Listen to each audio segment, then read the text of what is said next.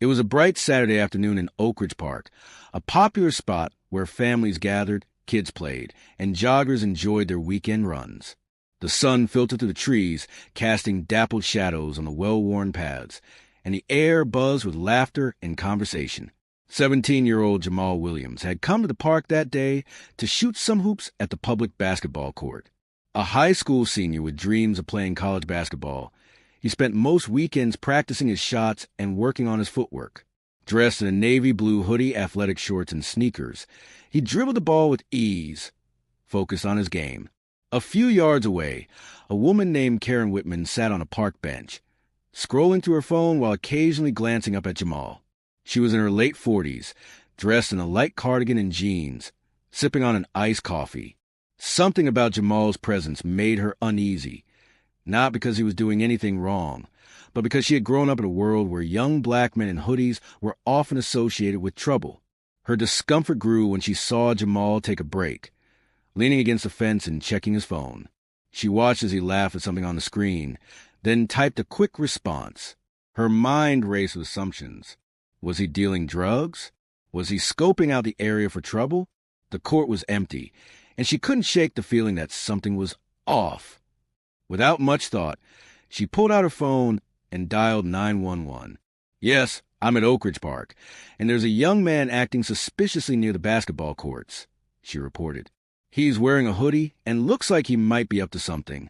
I just don't feel safe." The dispatcher assured her that officers would be sent to check on the situation. Satisfied, Karen put her phone down, certain she had done the right thing. She expected the officers to arrive, ask Jamal a few questions, and perhaps escort him out of the park. But things didn't go as she had imagined. Minutes later, a black SUV pulled up to the park entrance. Out stepped a woman in a tailored navy pantsuit, her heels clicking against the pavement as she walked with purpose. Her dark, curly hair was pulled into a bun, and her sharp brown eyes scanned the area until they landed on her son. Dr. Olivia Williams was not just any mother, she was a renowned civil rights attorney and a former prosecutor. When her son had called her in frustration, telling her that police officers were approaching him because of complaint, she had dropped everything and come straight to the park. By the time she arrived, 2 officers were already questioning Jamal. He stood with his hands in his pockets, his shoulders tense, answering their questions with forced patience. "Is there a problem, officers?" Olivia's voice was calm but firm as she approached, her presence commanding instant attention. One of the officers turned to her. "We received a call about suspicious activity. We're just checking things out. Shooting hoops and using a phone is now considered suspicious?" Olivia asked, arching an eyebrow. The officers hesitated. "A concerned citizen called it in," one of them admitted. Olivia turned her gaze toward Karen, who was now frozen on the bench, her face pale as she realized what was happening. "You," Olivia said, walking toward her. "Did you call the police on my son?" Karen's mouth opened and closed as she scrambled for words. I didn't know he was your son. You just what?" Olivia pressed, saw a black teenager minding his business, and assumed he was dangerous? "I was just being cautious," Karen stammered. "You thought wrong," Olivia interrupted.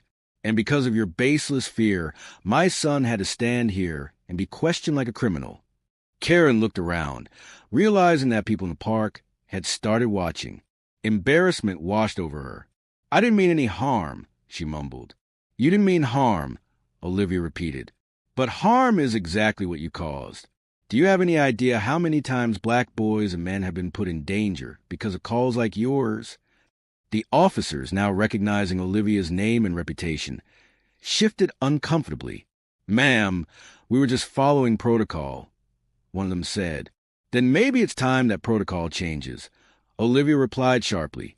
"Because my son should be able to exist in a public space without being treated like a threat."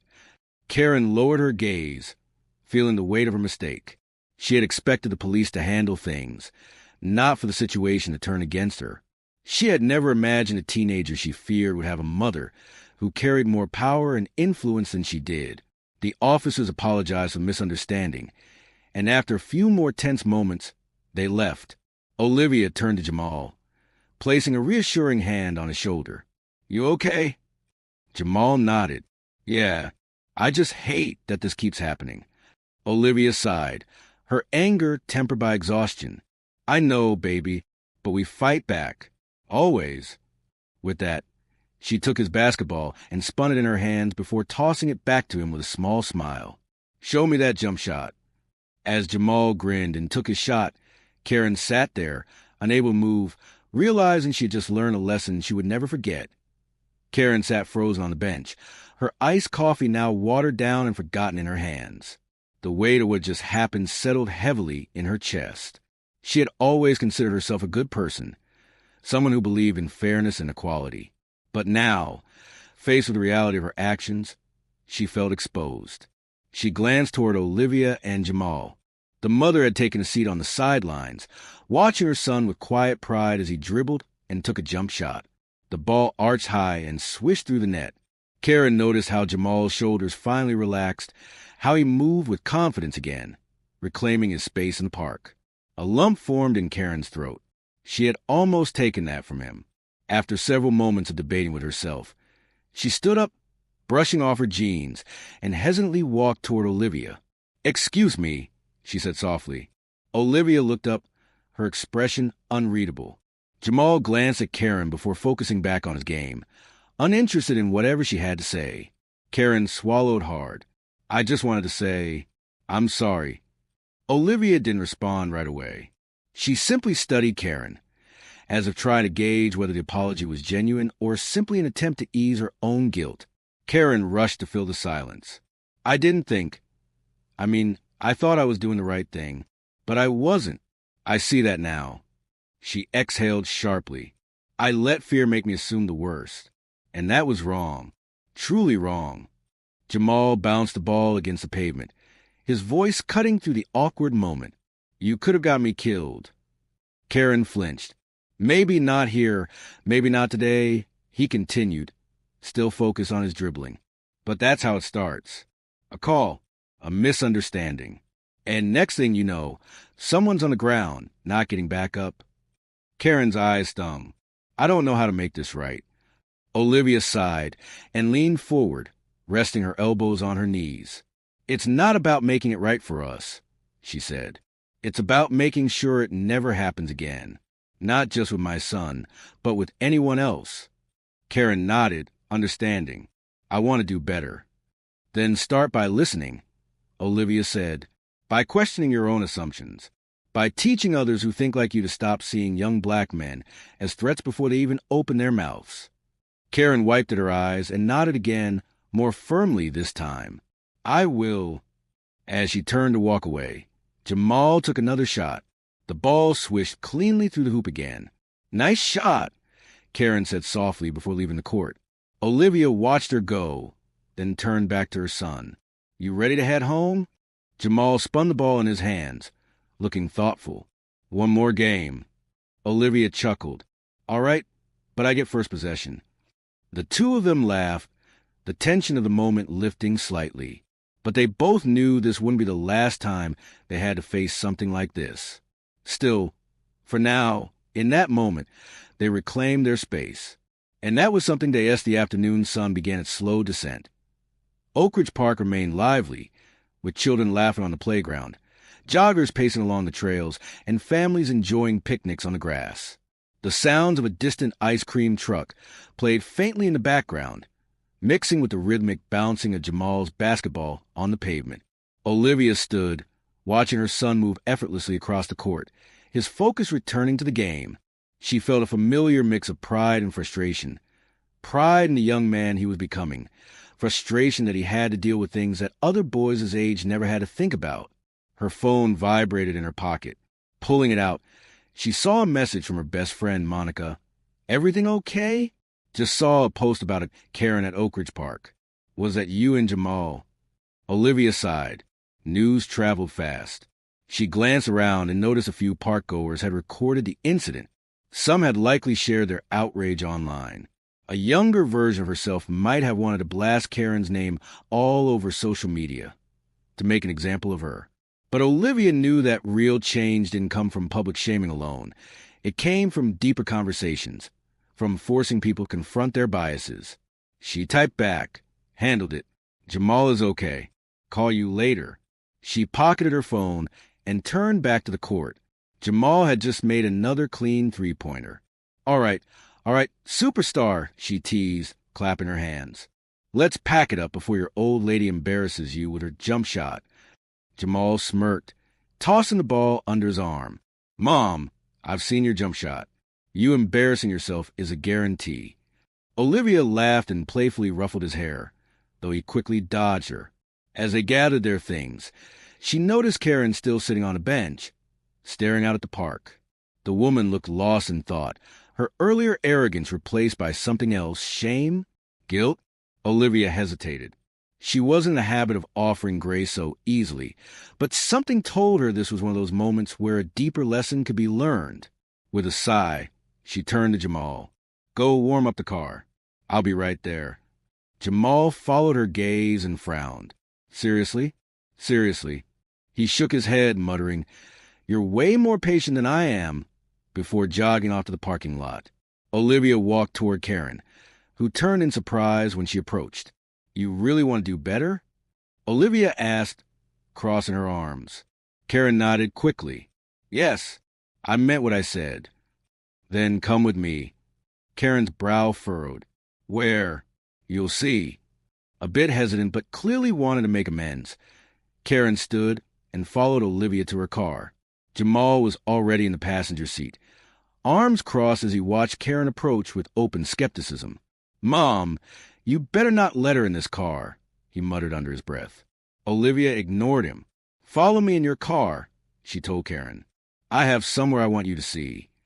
Karen hesitated for a moment, but nodded. "Okay." A short drive later, they pulled up in front of a community center in a predominantly black neighborhood. Far from the manicured lawns and trendy cafes Karen was used to, Olivia parked and got out, waiting as Karen stepped hesitantly onto the sidewalk. "Come on," Olivia said, leading her inside. The center was buzzing with life. Kids running through hallways, volunteers organizing events, and a group of young men practicing basketball in the gym. Posters on the walls displayed messages of empowerment. Black Lives Matter. Know your rights. Justice for all. Karen glanced around, feeling a bit out of place. "Why did you bring me here?" she asked. Olivia gestured toward the gym, where a group of black teenage boys who looked just like Jamal, laughed and joked as they played. "Because I want you to see what you almost took away from my son today." Karen's gaze followed Olivia's. The boys weren't dangerous. They weren't criminals. They were just kids, full of life, full of promise.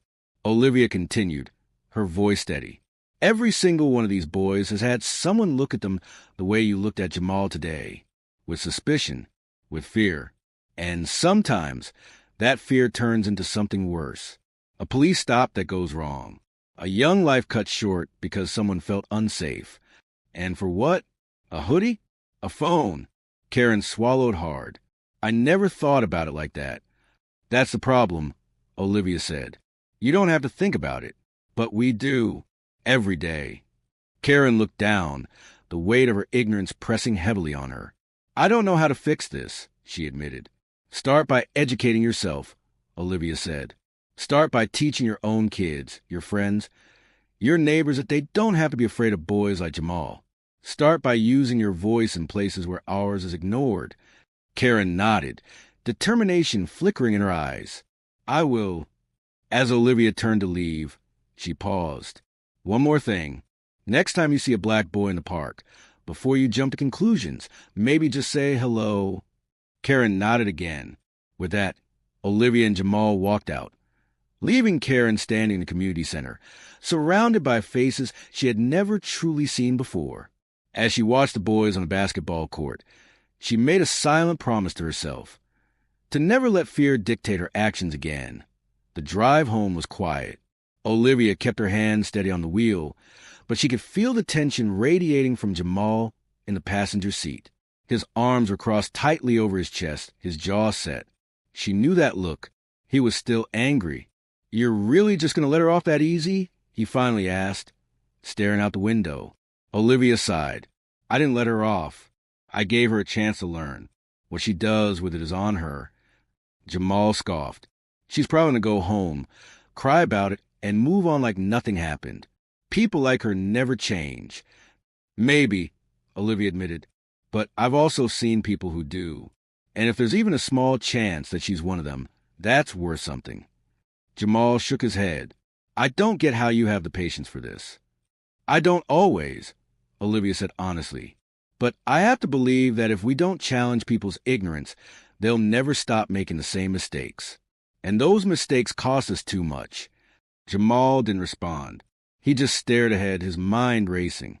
Olivia knew that feeling well. The weight of being seen as a problem when all you're trying to do is exist. When they pulled into the driveway, Olivia reached over and squeezed Jamal's hand. You handled yourself well today. I know it wasn't easy. Jamal exhaled deeply, finally turning to look at her. Yeah, I just wish it didn't have to happen at all. I know, baby, Olivia said softly. Me too. That night, as Jamal lay in bed, his phone buzzed with a text from his best friend, Darius. Darius, bro, saw the video of that Karen at the park. You good? Jamal frowned. He hadn't checked social media since the incident, but it didn't surprise him that someone had recorded it. He opened Instagram and immediately saw clips of his encounter with the police circulating. The comments were flooded with outrage. This keeps happening. When will it stop?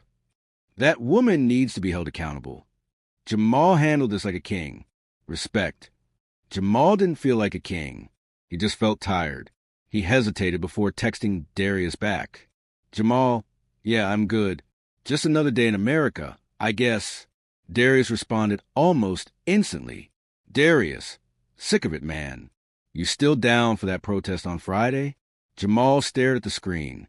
He had almost forgotten about the rally their school's Black Student Union had been organizing. It wasn't just about the incident at the park. It was about everything. The profiling, the fear, the exhaustion of always having to prove they weren't threats. Jamal, yeah, I'll be there. The next morning, Karen sat at her kitchen table, scrolling through her phone with a knot in her stomach. The video was everywhere. She saw herself sitting on the bench, her face twisted in suspicion, and then Olivia storming in like a force of nature, shutting everything down. She saw the comments. Another white woman weaponizing the police. Imagine calling 911 on a kid for playing basketball. She better apologize. Karen set her phone down, rubbing her temples. She had spent the night replaying the moment over and over in her head. The fear she had felt, the call she had made, the way Olivia had looked at her, like she was everything wrong with the world.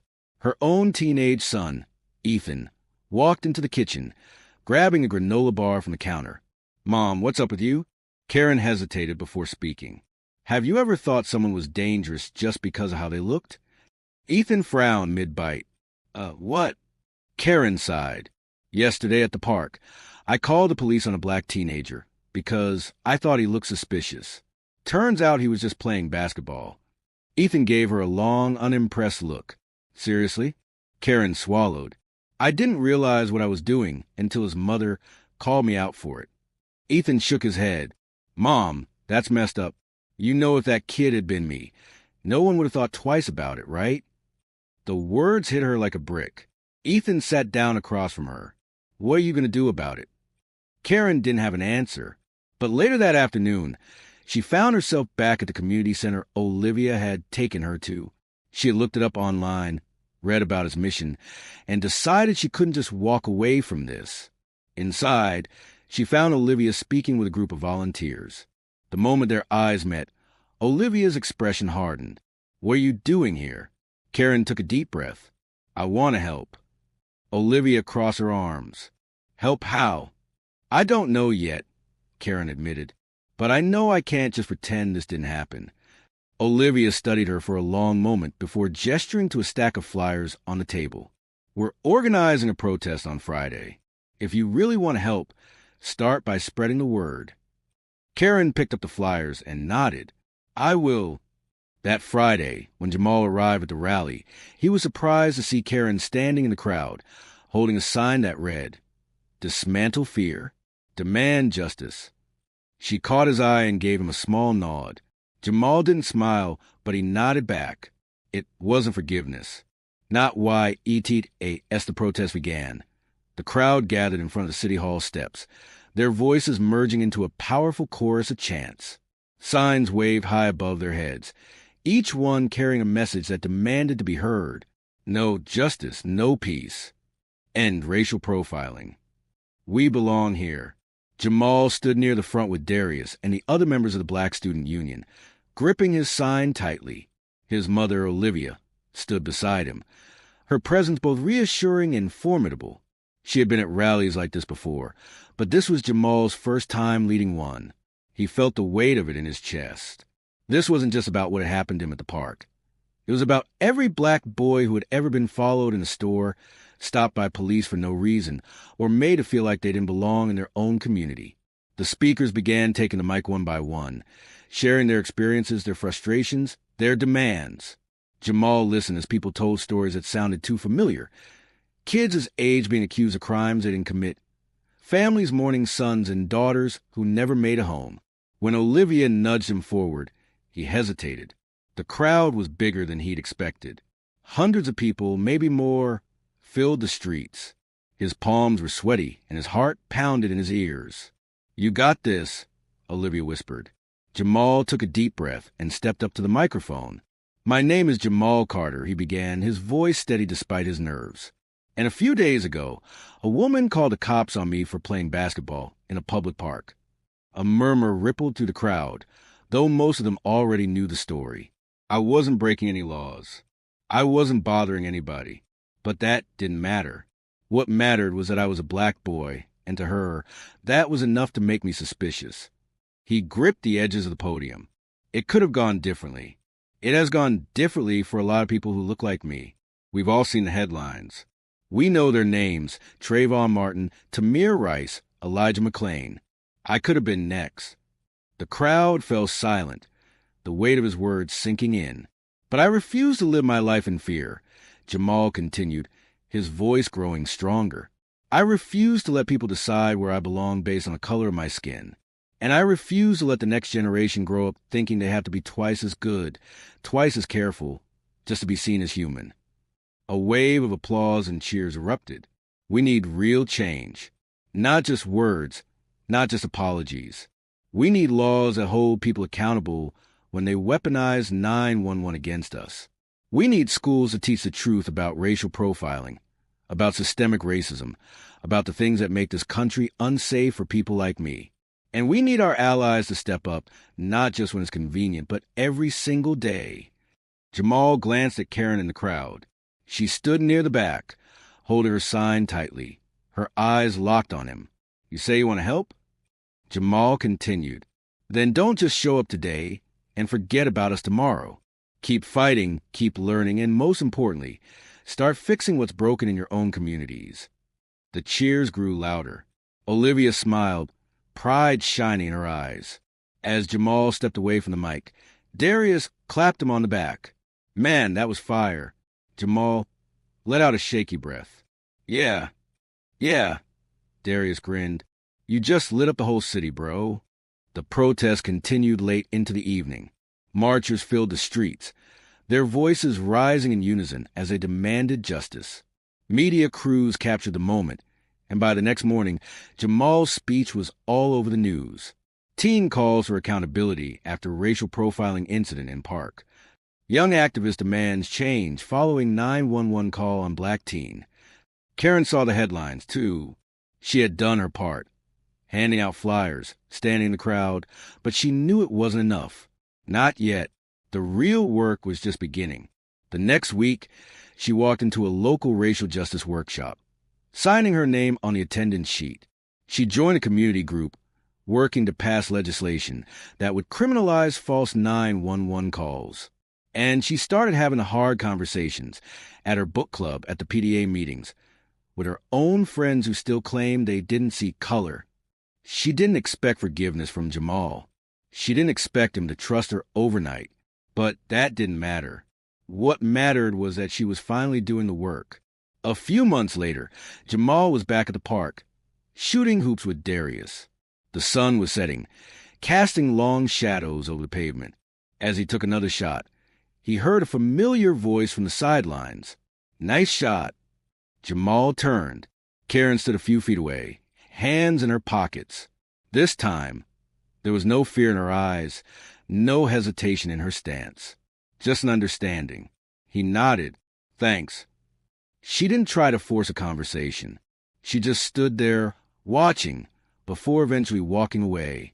Jamal turned back to hoop, dribbling the ball a few times before making another shot. For the first time in a long time, the park finally felt like it belonged to him again. As the weeks passed, Jamal found himself adjusting back to his normal routine. The protest had been a success, and people were still talking about his speech. But the truth was, he wasn't sure what came next. At school, teachers gave him approving nods in the hallways. Some students he barely knew stopped him to say they admired what he did. But then there were the others, the ones who rolled their eyes when he spoke in class, who muttered things like, "Why does everything have to be about race?" under their breath. He tried to ignore them. He had learned a long time ago that not everyone wanted to listen, but it still got under his skin. One afternoon, as he was heading toward the gym, his principal, Mr. Reynolds, called him into his office. "You're not in trouble," Mr. Reynolds assured him, gesturing for him to sit.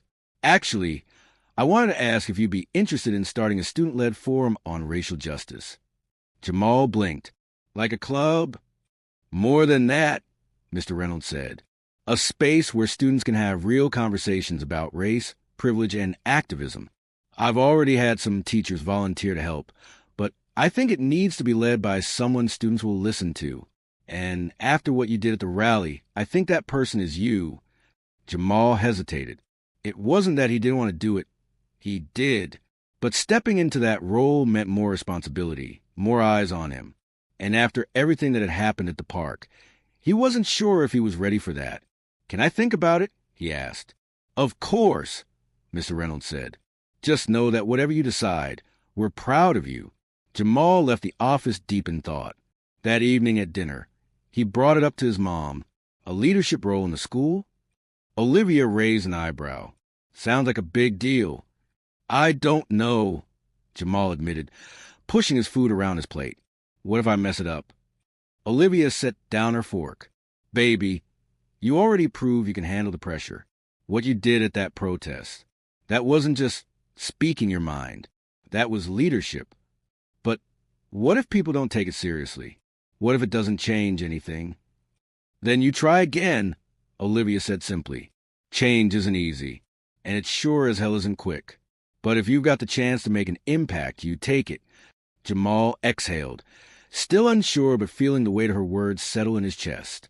A few days later, he walked back into Mr. Reynolds' office and gave him his answer. "I'm in."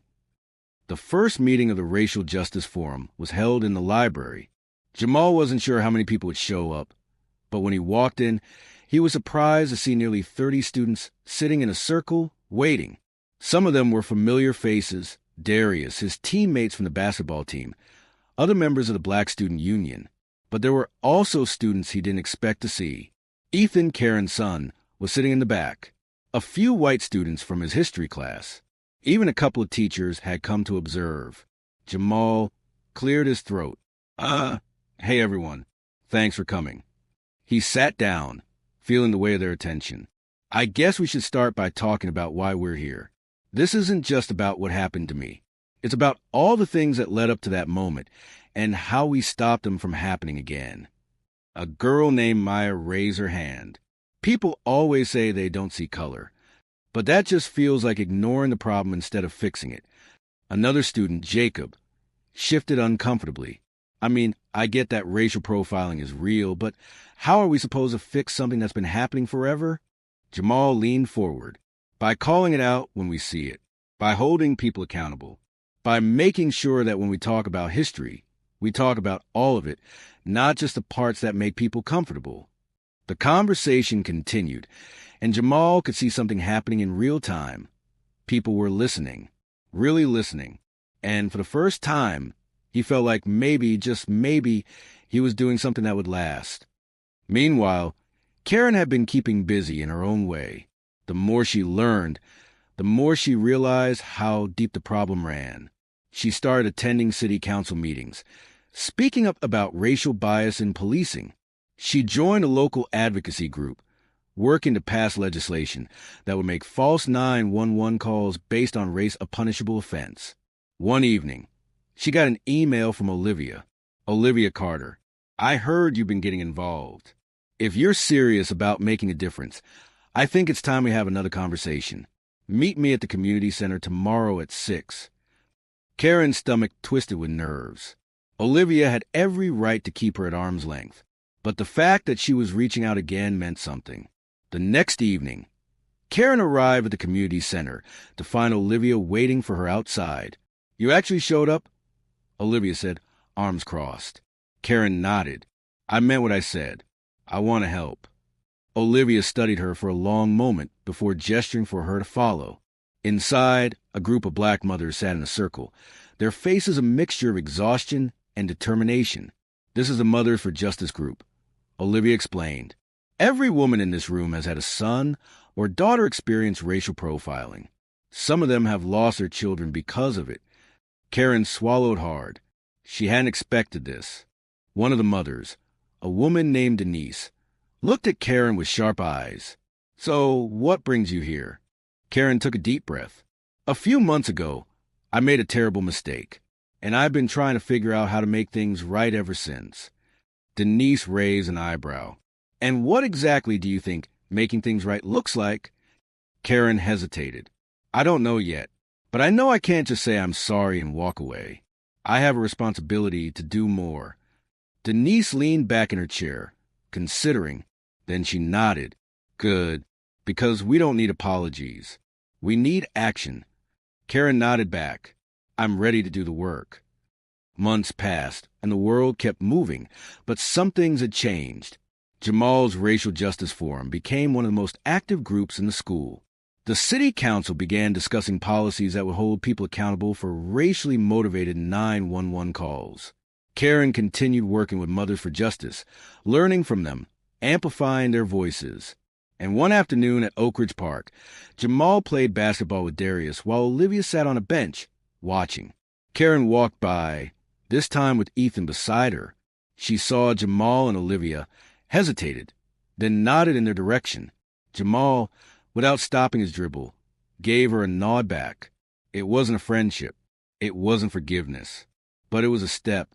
And that was how change began. A year had passed since the incident at the park, and the town had changed in ways both small and large. Some things, of course, remained the same. People still whispered, still avoided difficult conversations. But others had begun to shift. The Racial Justice Forum at Jamal's school had grown, now attracting dozens of students each week. They had successfully pushed for new curriculum updates that addressed systemic racism more directly in history classes. Teachers had started incorporating discussions on bias and privilege into their lessons. Even the local police department had announced new training programs focused on de-escalation and implicit bias.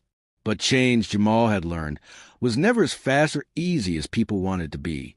One afternoon, he and Darius were heading out of school when they noticed a group of freshmen arguing by the steps.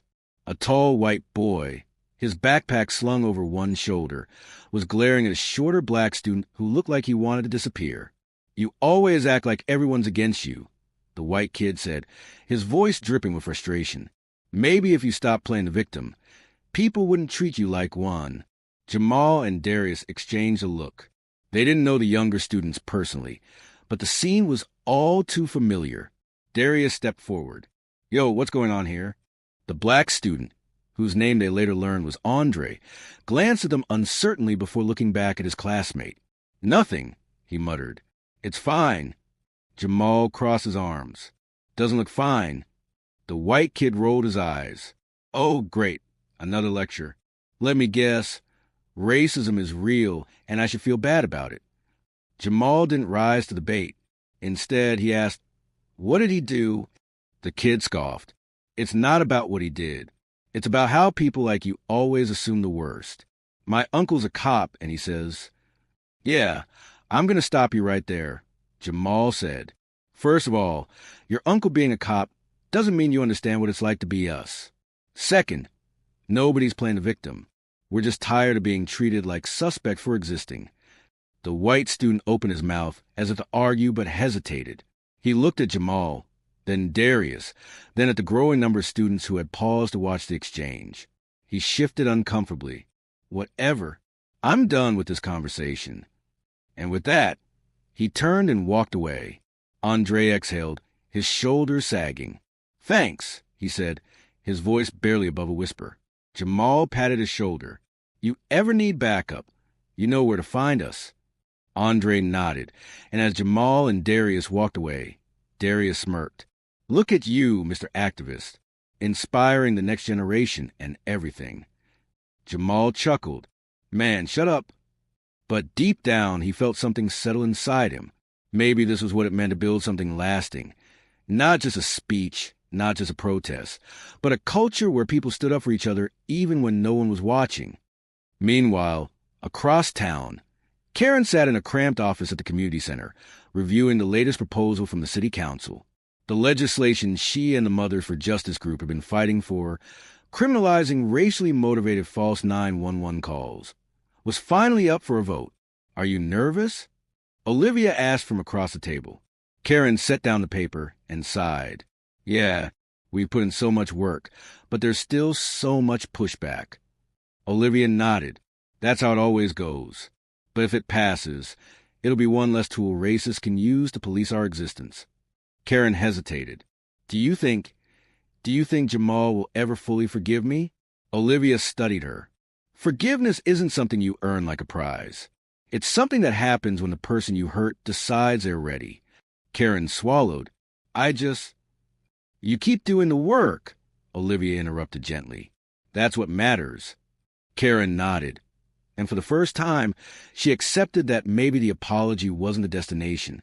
The work was. A few weeks later, the city council chambers were packed. People had come out in droves for the final vote on the new legislation. Activists, police representatives, and ordinary citizens filled the seats, many of them holding signs in support. Jamal sat with his mother, Darius, and a few of their friends, watching anxiously as the council members debated. Finally, the mayor cleared his throat. We have reviewed the proposed ordinance, and after extensive discussion, we will now proceed with the vote. The chamber fell silent. One by one, the council members cast their votes. When the final tally was announced, the bill had passed. A wave of applause and cheers erupted. Jamal felt a rush of relief and pride. It wasn't the end of the fight, not by a long shot, but it was proof that change was possible. As the meeting adjourned, Olivia squeezed his hand. You started something big, baby. Don't forget that. Jamal looked around at the faces of the people who had fought for this moment. His mother, Darius, Curran, the other activists. He smiled. This wasn't just about one night at a park anymore. This was about the future.